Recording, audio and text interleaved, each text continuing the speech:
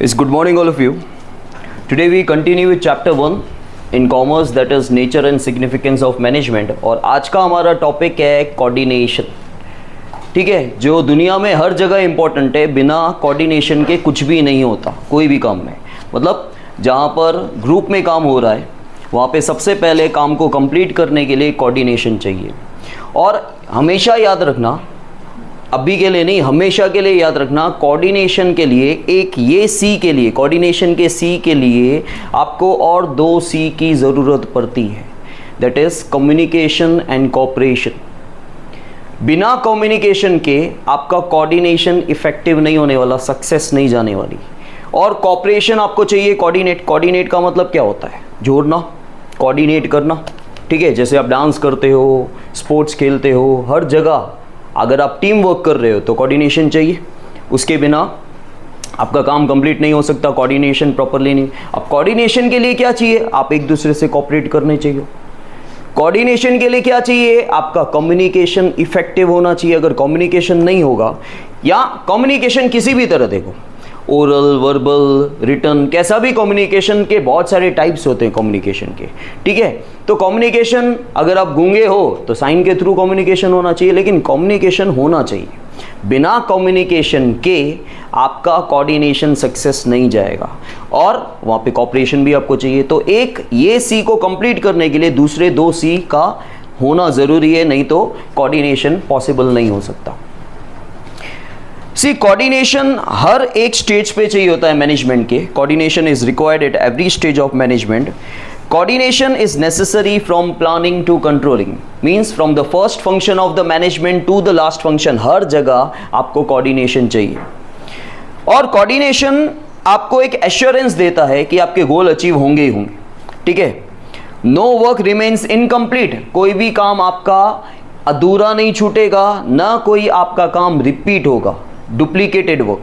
ठीक है, डुप्लीकेटेड का मतलब, वैसे डुप्लीकेट का मतलब क्या होता है भाई? उसके जैसा, असली नहीं होना. लेकिन यहाँ पे डुप्लीकेटेड का मतलब क्या होता है कि आपका काम रिपीट नहीं होगा. ना तो आधा छूटेगा, कोऑर्डिनेशन अगर होगा तो ना आपका काम आधा छूटेगा और ना वो रिपीट होने वाला है. उसे डुप्लीकेटेड कहते हैं. कॉमर्स के वर्ड्स क्या हैं उस पर नोट करो.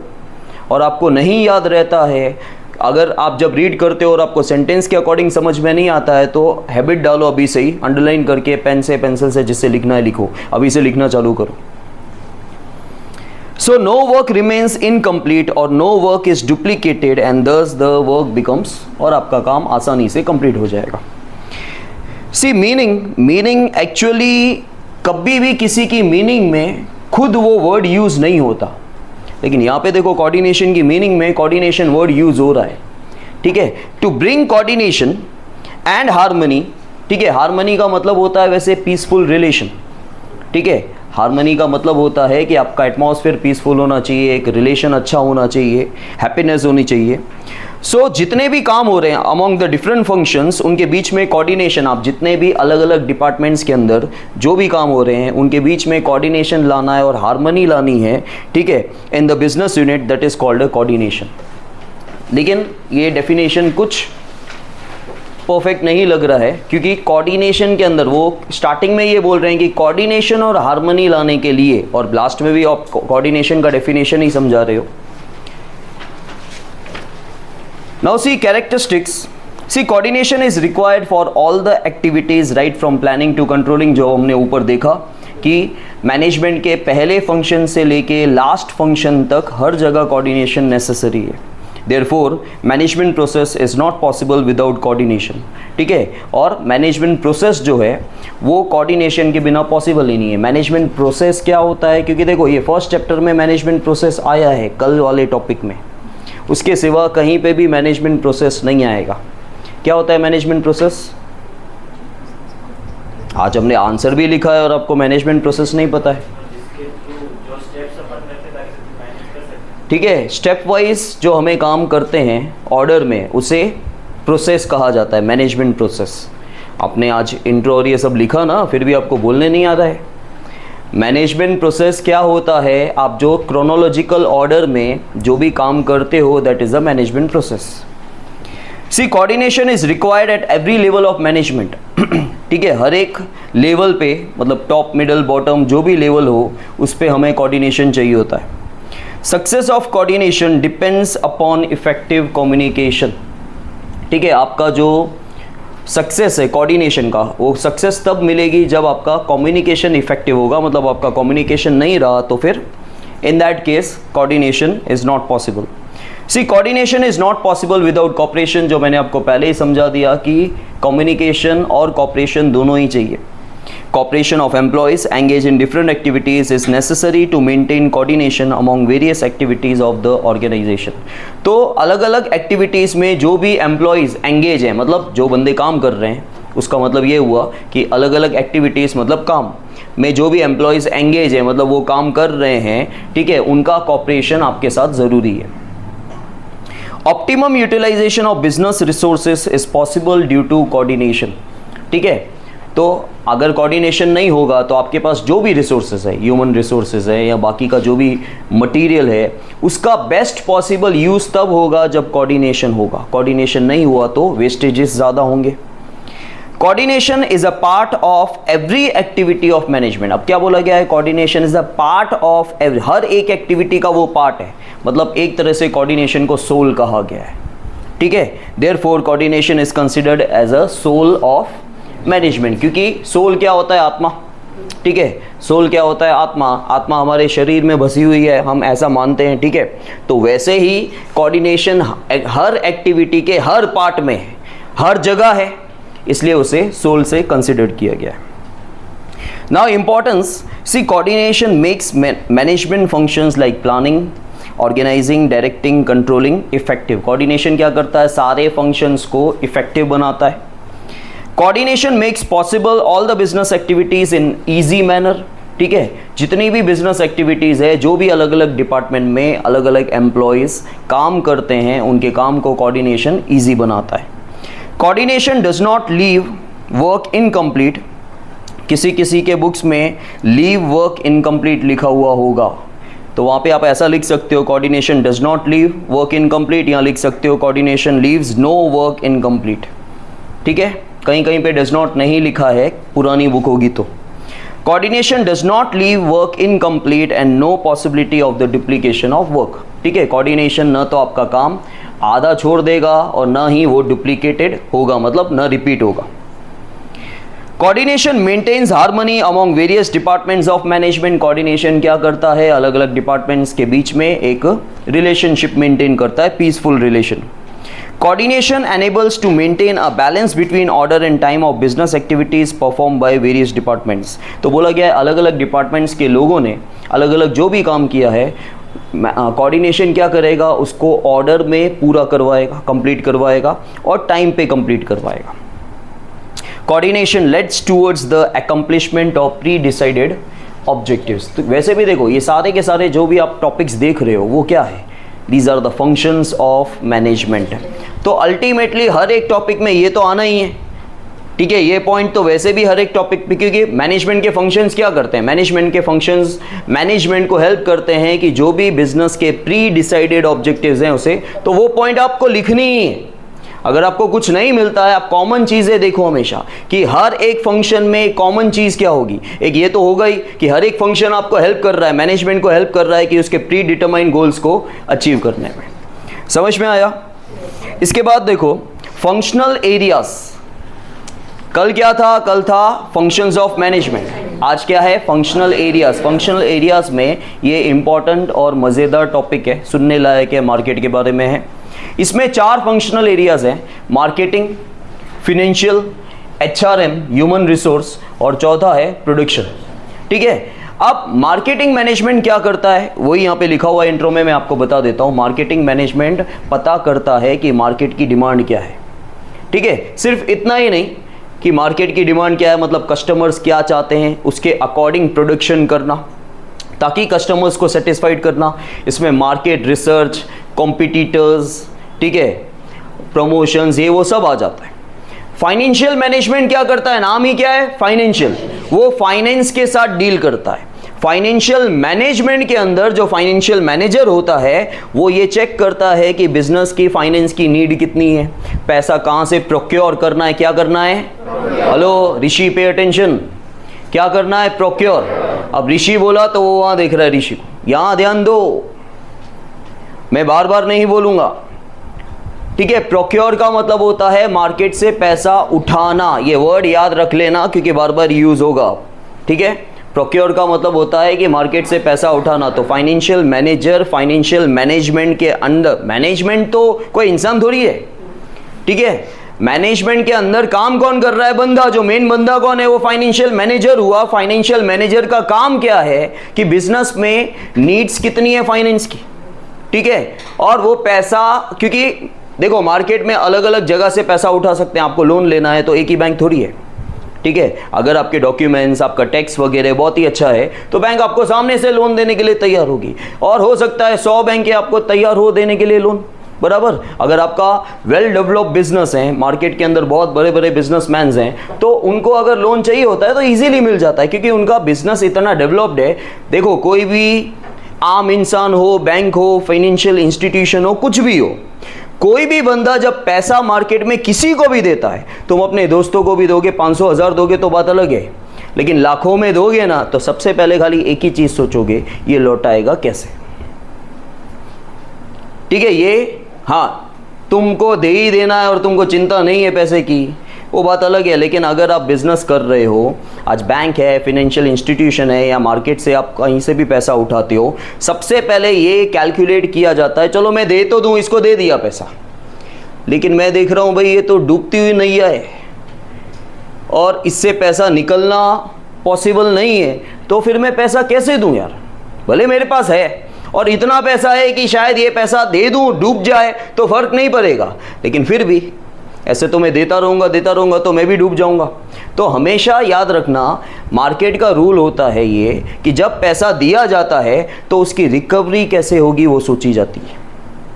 रिकवरी होगी कि नहीं होगी, सामने वाले बंदे में कैपेबिलिटी है कि नहीं है, आज की डेट में क्या है। तो तुम काफ़ी बार बच्चे ये भी क्वेश्चनिंग कर सकते हैं कि सर आज उसकी पोजीशन है, लोन 20 साल के लिए दिया है, जैसे होम लोन वगैरह 20 साल के लिए, 15 साल के लिए होते हैं, ठीक है। 2 साल के बाद उसकी कंडीशन खराब हो गई तो फिर वो बात अलग है। प्रेजेंट कंडीशन और पास्ट कंडीशन देखी जाती है, फ्यूचर का तो हमेशा अंदाज़ा होता है, ठीक है। पास्ट के बेसिस पे प्रेजेंट में फ्यूचर का अंदाज़ा होता है, ठीक है। लाखों करोड़ों वाले भी ठप हो जाते हैं 1 साल के अंदर, समझ में आया? तो वो अलग चीज़ हो गई। ऐसे तो फिर आप किसी को फ्यूचर के बेसिस पे लोन ही नहीं दे पाओगे। तो लोन देने का, लोन मतलब उधार एक लायबिलिटी है। लायबिलिटी देते वक्त हमेशा आप ये सोचोगे कि ये पैसा निकलेगा कैसे, दे तो दूं, लेकिन रिकवरी नहीं हुई तो, ठीक है, सबसे पहले वही सोचा जाता है। तो फाइनेंशियल मैनेजर जो है उसका काम मेनली ये है कि मार्केट से कहाँ से पैसा उठाना है, क्योंकि उसका काम ही ये है कि बिजनेस की बचत करवाना। आज कोई भी मैनेजर होता है ना, मैनेजर का मेन रोल क्या है कि वो कॉस्ट इफेक्टिव चलना चाहिए। कॉस्ट इफेक्टिव का मतलब होता है जहाँ पे 2 रुपया भी बचता है ना, बचाओ। उसका मेन काम ये है, बिजनेस की बचत करवाओ। क्वालिटी में कॉम्प्रोमाइज़ नहीं करना है, लेकिन हाँ पैसों की बचत करवानी है उसको। उसका मेन उसको रोल ही है। ऐसा नहीं है कि मैनेजर खाली डील करने के लिए रखा हुआ है, ठीक है। जैसे मैंने एक बार हिना मैम को बोला कि जाके आप मटका लेके आना, तो उन्होंने बार्गेनिंग करके लेके आए। मैंने नहीं बोला था, बार्गेनिंग करके, लेकिन उन्होंने बार्गेनिंग की और कहीं ना कहीं 40-50 रुपये बचाया। 40-50 रुपये शायद मेरे लिए ठीक है, मायने नहीं रखते होंगे, लेकिन फिर भी एम्प्लॉय का या मैनेजर का ये काम होता है कि जितना कॉस्ट इफेक्टिव हो सके वो करवाओ। बार्गेनिंग वहाँ पे होती ही होती है। तो फाइनेंशियल मैनेजर का मेन रोल होता है कि पैसा कहाँ से उठाना है, कहाँ से सस्ता पड़ रहा है। क्योंकि देखो पैसों में क्वालिटी तो होती नहीं है, ये कोई चीज़ तो नहीं कि यहाँ से अच्छा मिलेगा वहाँ से बुरा मिलेगा। अपने को जितना चाहिए उतना मिल रहा है, बात ख़त्म, ठीक है। अब रिस्क तो उनकी है जिन्होंने दिया है। तो हमको ये देखना है कि रेट ऑफ इंटरेस्ट चीप कहाँ पे पड़ेगा। चीप मतलब सस्ता। पैसा सस्ता महंगा मतलब क्या होता है, ये इकोनॉमिक्स में अच्छे से आपको आएगा। अभी पैसा सस्ता या महंगा यही होता है जब आप लोन लेते हो। उसमें सस्ता महंगा क्या होता है, सब्जी तो है नहीं, लेकिन रेट ऑफ इंटरेस्ट को चीप मनी बोला जाता है, चीप रेट ऑफ इंटरेस्ट। समझ में आया? ये फाइनेंशियल मैनेजर का काम होता है। उसके बाद है HRM, human resource management. Human resource management का नाम ही क्या है, ह्यूमन रिसोर्स, ठीक है। ह्यूमन रिसोर्स मैनेजमेंट में हमको लेबर के साथ डील करना है, एम्प्लॉय के साथ डील करना है कि हमको बिजनेस के अंदर कितने एम्प्लॉयज़ की ज़रूरत है। वो जो HRM का हेड होगा वो ये सारी चीज़ें डिसाइड करेगा कि हमको एम्प्लॉयज़, कौन से एम्प्लॉयज़ की ज़रूरत है, कितने एम्प्लॉयज़ की ज़रूरत है, उसका क्वालिफिकेशन, ये वो सब कुछ एम्प्लॉयज़ के रिलेटेड, उसका प्रमोशन, ट्रांसफ़र, डिसमिसल, रिटायरमेंट, ये वो, उसके लिए वेलफेयर एक्टिविटी, सब कुछ कौन डिसाइड करता है? ह्यूमन रिसोर्स मैनेजर जो होता है, ठीक है। और प्रोडक्शन मैनेजमेंट में प्रोडक्शन के रिलेटेड होता है। आज हम देखने वाले हैं सिर्फ marketing management. Come to the marketing management. देखो, in a broad sense marketing management is the activity of providing goods और services from producers to customers. Marketing management क्या करता है? गुड्स या सर्विसेज जो भी प्रोड्यूस्ड होते हैं वो हम प्रोड्यूसर से कस्टमर तक पहुंचाते हैं according to the customers taste and its demand. Marketing management includes exchange of goods with money as well as market research, distributive method, sales promotion, storage, insurance etc. Marketing management सब कुछ include कर देता है। सबसे पहले वो goods exchange करवाता है, मतलब goods बिकवाता है, customers तक पहुंचाता है और प्रोड्यूसर को पैसा मिलता है या सेलर को पैसा मिलता है। उसके अंदर मार्केट रिसर्च भी आ जाता है, क्योंकि मार्केट रिसर्च के बिना आप बिजनेस स्टार्ट नहीं कर सकते भाई। समझ में आया? 10 दुकानें अगर खुली हुई है तो आप बोलोगे चलो मैं भी खोल देता हूँ, आप मार्केट रिसर्च तो करोगे ना। रेस्टोरेंट चल रहा है, ठीक है, अंधाधुनी लोग खा रहे हैं, बराबर, अंधाधुनी लोग खा रहे हैं, उसके बावजूद अगर आप लोगों का टेस्ट पता नहीं करोगे कि लोगों को एग्जैक्टली क्या टेस्ट चाहिए तो नहीं चलेगा। देखो, रेस्टोरेंट चल रहे हैं लेकिन आपने देखा कि लोगों को स्पाइसी पसंद है या हेल्दी पसंद है, ठीक है, किस तरह का फूड पसंद है।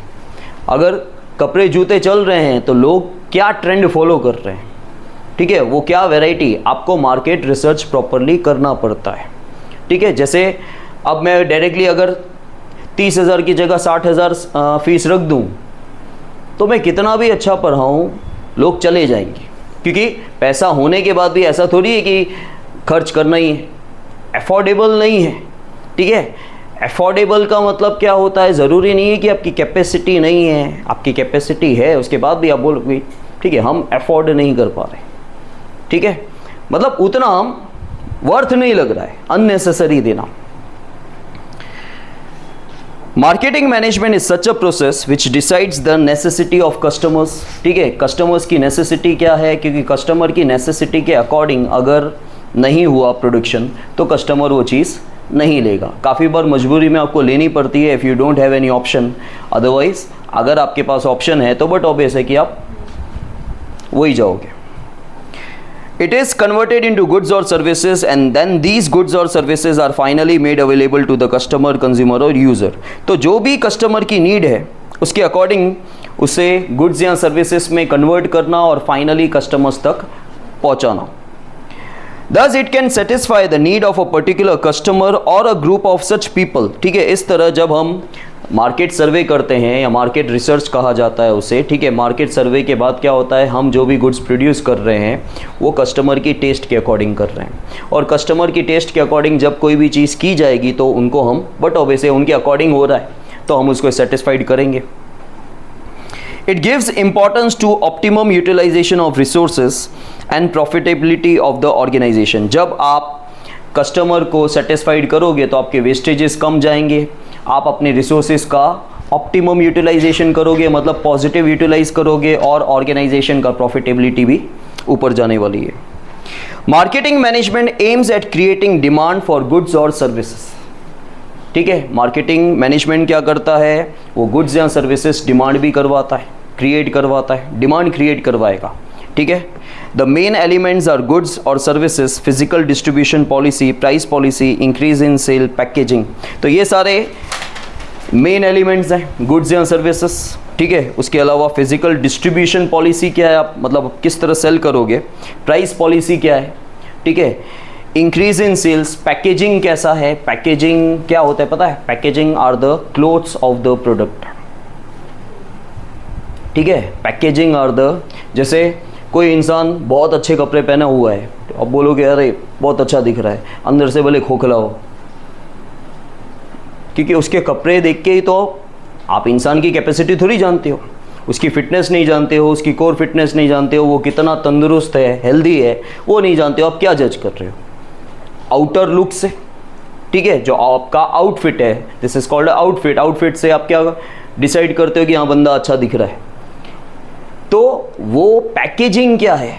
They are the clothes of the product, और वो बहुत ही आजकल की डेट में नेसेसरी होना चाहिए। जैसे काफ़ी बार आप चॉकलेट देख रहे हो, सेलेक्ट कर रहे हो, चलो आज कोई नई चॉकलेट है, आप कहीं बाहर ट्रैवल कर रहे हो, आप चॉकलेट के मतलब बहुत अच्छी लगती है आपको चॉकलेट, ठीक है, आप चॉकलेट ले रहे हो, आपको पता नहीं है। कुछ बंदे होते हैं जो प्रॉपरली इंग्रेडिएंट्स रीड करते हैं, इतना टाइम आजकल आप लोगों के पास तो नहीं है कि आप इंग्रेडिएंट्स रीड करो, तो आप क्या देखोगे? ज़्यादा पैकेजिंग देखोगे कि हाँ अच्छा दिख रहा है, चलो ले लिया। और ज़्यादातर आधी दुनिया यही करती है कि पैकेजिंग जो है वो अच्छा लग जाता है, अंदर का मटेरियल कैसा है कैसा नहीं है वो नहीं देखते हैं। देन फंक्शंस इसके, सी प्रोडक्ट या फिर प्रोडक्ट मिक्स कहा जाता है इसे, मतलब यहाँ पे प्रोडक्ट के बारे में सारे के सारे डिसीजन लिए जाते हैं। See the decision regarding development of new product, अगर आप कोई भी नया प्रोडक्ट डेवलप कर रहे हो उसके बारे में डिसीजन, या फिर जो एग्जिस्टिंग प्रोडक्ट मार्केट में आपका ऑलरेडी एग्जिस्ट, मतलब जो प्रेजेंट प्रोडक्ट चल रहा है उसके बारे में कुछ डिसीजन ले रहे हो। इंक्लूड्स, उसके अंदर क्या क्या इंक्लूड हो जाता है प्रोडक्ट, उसका अपीयरेंस वो कैसा है, colour, size, shape, weight, print, packing, guarantee of work, after sale services and variety of products, ठीक है, ये सारा प्रोडक्ट मिक्स या प्रोडक्ट बोला जाता है इसको। इसके बाद आ जाता है प्राइस, ठीक है, जो सबसे मेन एलिमेंट है। बाकी सब कुछ साइड में रख दो, भले कितना भी कुछ भी अच्छा लग रहा हो आपको, लेकिन जब आप लेबल घुमा के देखते हो, ठीक है, अच्छा है, ठीक है, जैसे हमने 11th में डिस्कस किया था कि आपको बहुत अच्छा लग गया लेकिन आपका बजट लो है, ठीक है, आप खरीद सकते हो लेकिन उस समय खरीदना नहीं चाहते, मतलब उतना हाई बजट में नहीं जाना चाहते हो, तो एकदम अच्छा लग गया, पहले आपने टैग वैग देखा नहीं, पहन के देख लिया, सुपर्ब लग रहा है, ये वो, मज़ा आ गई, खरीदने वाले ही हैं, और आपने टैग घुमा के देखा और आपका साथ ठीक ठाक है, अच्छा है, ठीक है, साफ साफ नहीं बोलोगे, कोई साफ साफ बोलता ही नहीं है करके, ठीक है, लेकिन अच्छा है, ठीक है, देखता हूँ। इसके बाद है, देखो, in modern times a customer aspects availability of better quality of goods at a reasonable rate. आपको सब कुछ अच्छा चाहिए लेकिन एक रीजनेबल रेट पे, ठीक है, अफोर्डेबल रेट पे। Therefore utmost care should be taken while deciding the price of the product, ठीक है, इसलिए सबसे ज़्यादा ये ध्यान दिया जाता है कि आपका जो प्रोडक्ट है उसका प्राइस, देखो सबसे पहले आप किस सोसाइटी में है वो देखा जाता है। जैसे मार्केट के अंदर आपको 300 रुपये का, 350 रुपये का केक मिलता है, आप केक पर्टिकुलर जगह पे 800 रुपये का भी मिलता है, केक आदिपुर गांधीधाम के अंदर 1200-1500 रुपये का भी उतना ही आधा किलो का मिलता है, लेकिन क्वालिटी प्लस एरिया, आपके आसपास के लोग कैसे हैं, ठीक है, अगर उल्टा आपका आसपास के लोग काफ़ी हाईफाई हैं तो शायद 300 रुपये का केक होगा तो लेंगे भी नहीं, उनको महंगा केक ही चाहिए। और बट बेस है कि 1500 का अगर आप केक दे रहे हो तो उसकी क्वालिटी फार बेटर होगी ही, मतलब उसके इंग्रेडिएंट्स ऐसे हो जाएंगे। बट ऑब्वियस है कि एक 300 रुपये का केक है तो उसमें उतने इंग्रेडिएंट्स अगर डालेंगे हाई फाई तो फिर उनको प्रॉफिट क्या होगा, ठीक है, वो बुरा नहीं है, लेकिन जितना पैसा बढ़ता जाएगा, ठीक है, अब अल्टो और मर्सिडीज़ ले लोगे तो फ़र्क तो पड़ेगा, बहुत सारी चीज़ों का फ़र्क पड़ जाता है। तो जब कभी हम प्रोडक्ट बना रहे हैं, हम अच्छा बनाते जा रहे हैं, कॉस्ट इंक्रीज़ होती जा रही है, अब कॉस्ट इतनी इंक्रीज़ हो गई कि कोई ख़रीद ही नहीं सकता है उसको, तो आपको सबसे पहले प्राइसिंग देखनी है। The price decision includes sales policy, credit policy, policy regarding discount, wholesale or retail sale, and also commission to mediators etc. are also considered, क्योंकि हर एक छोटी सी छोटी चीज़ कंसिडर की जाती है प्रोडक्शन के अंदर, ठीक है भाई। जैसे अगर मुझे प्रोफेशनली जिस दिन जाना होगा ना, तो ये पंखा चल रहा है उसका बिल भी कंसिडर करूँगा, ठीक है, लाइट चालू हो गई उसका भी, काम वाली आती है उसका भी, हर एक चीज़ कंसिडर करूँगा। टू बी वेरी फ्रैंक कि मेरे बाकी के जितने भी खर्चे हैं मैंने कभी फ़ीस के अंदर कैलकुलेट नहीं किए कि भाई हाँ अगर इतना इतना तो खर्चा हो जाता है, इतना इतना तो खर्चा हो जाता है। वो कैलकुलेट करके फीस नहीं ली है, लेकिन जो बिजनेस करता है, जब प्रोडक्शन हो रहा है, उसके अंदर हर एक छोटी चीज़ को कैलकुलेट किया जाता है, हर छोटी चीज़ को, कि कहाँ कहाँ पैसा जाने वाला है। मुझे अगर 4 रुपया कमाना है तो उस 4 रुपये में से 2 रुपये चले जाएंगे तो ये मैं नहीं चलाऊंगा। मुझे 4 रुपया कमाना है तो मुझे 4 रुपया कमाना है, 2 रुपये जाएंगे तो मैं 6 में बेचूंगा। वो कैलकुलेशन होती है।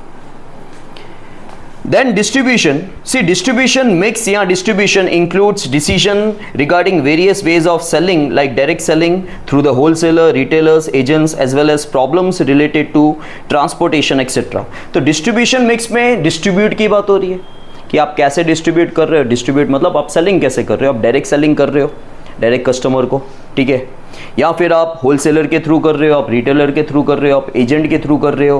ट्रांसपोर्टेशंस की प्रॉब्लम क्या क्या आने वाली है। Distribution mix is related to the size and scope of the business unit.